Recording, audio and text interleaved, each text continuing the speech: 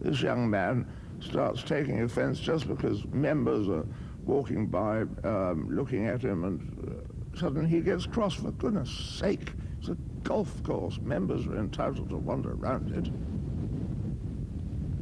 Yes, there go two more good friends of mine. I started him smoking, that young man.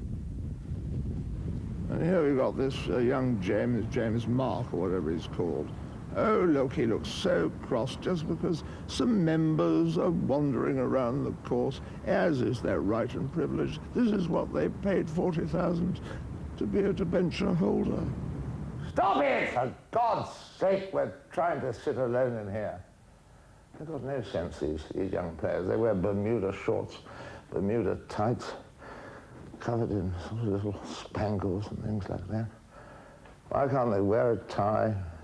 Nice long trousers, braces, belts, metal jackets, all the old stuff that we used to wear when we played golf in the Ryder Cup.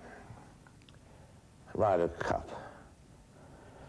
It's never one I particularly enjoyed because it just meant going out and losing to the Americans until we got all these spids in from the continent who started winning it again, which made it very disconcerting, because in the old days you could just go and read the newspapers, we lost the Ryder Cup, and then suddenly we're winning it again, and who's we, and is it the Swedes, is it the Spanish, is it the Dutch, is it the English, is it the Scots, is it the Irish, who gives a toss? The fact is that we play the Americans, we lose, and then they bugger off home, as far as I'm concerned. We do have Americans in the club as recreational artisan members, provided they dress properly and call me sir. Because at the end of it all, when you think about your arrangements, you have to consider yourself, and I've never considered anything other than myself. And I've considered myself for a very, very, very, very, very long time, almost as long as I've existed. And I've come to certain conclusions, but I'm not willing to share it with a camera. I mean, you might have Esther Ranson round any moment and telling me, what were you doing in Morocco in 1948? It was none of your bloody business, Esther. I was in Morocco, well, I'm not going to tell you. I was in Morocco looking at the beaches. The fact the beaches were covered with little boys in tiny bathing suits. There's nothing to do with my visit to Morocco. I was doing a brochure for the golf club, because we wanted to see what kind of sand we were going to have in the bunker, and naturally I went off to see what sort of sand we should have, and I saw some sand, and all these little boys are lying down on it, and I said, well, when we get back to the club, we'll take this sort of sand as a sample. I said, just because we've gone to all this expense, might as well take a few of the boys in the bag as well. We still have the same sand, and we still have the same boys, but they're somewhat older now, and but they're very loyal. Nice chaps. Good blokes.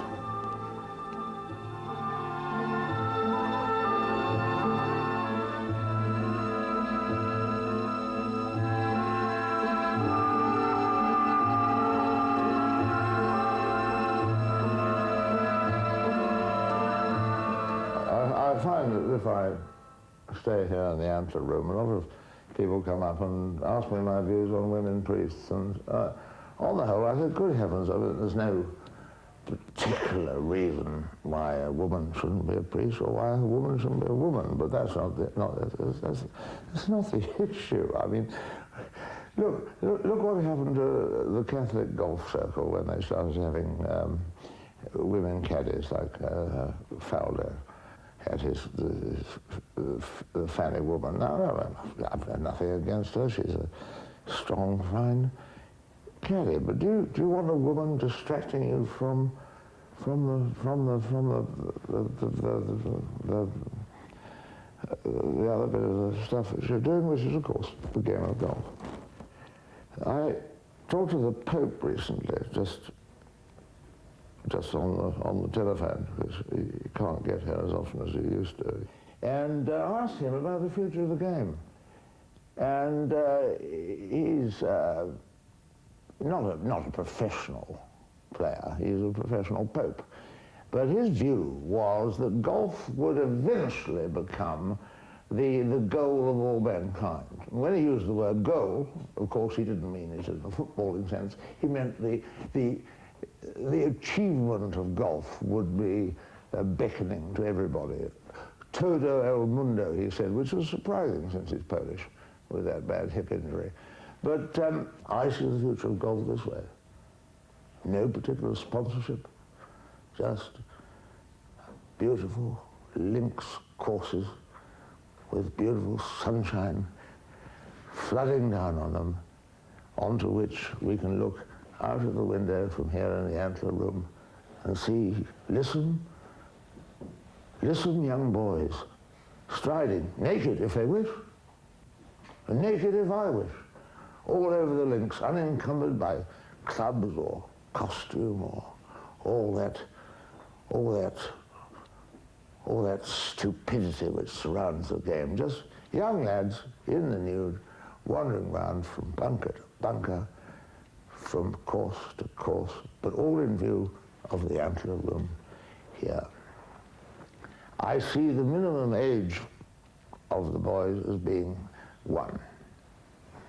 And of course we'll have high handicappers as well, up to 16. But beyond that, I would be unable to form a judgment without meeting my committee of Moroccans who are waiting next door. Of course, there's always a future for the seniors tour, but I see myself more as an adjudicator than a participant in that particular type of event. And as I said, young lads running around, stark naked. That's the game of golf for me.